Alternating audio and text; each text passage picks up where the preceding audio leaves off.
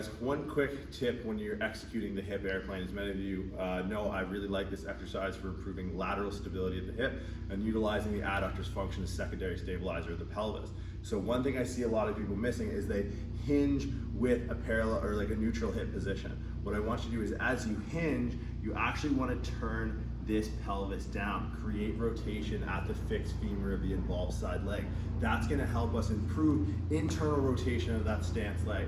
So in sequence, what we're going to do, we're going to dock all our weight onto one leg, actively extend that one hip into 30 degrees of hip extension, tucking the rib cage down. As we hinge, before we open up, I actually want you to think about closing down, creating a stretch in that glute med before we then open up into that kind of open airplane position where we're challenging those adductors to stabilize the pelvis, then close past midline. Try and create that relative internal rotation on that stance leg.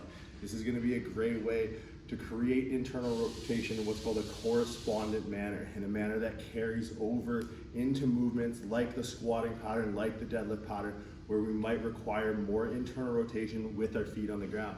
A progression to improving internal rotation in, say, a 90-90 position where we don't have our feet on the ground. So again, hip airplane, we're gonna go into that active hip extension. We're gonna hinge into that chest parallel with the floor, and we're gonna, before we open up, we're gonna close that pelvis down, get a stretch in that glute med, then use that glute med to open up and start targeting the adductors as they function as secondary stabilizers of the pelvis.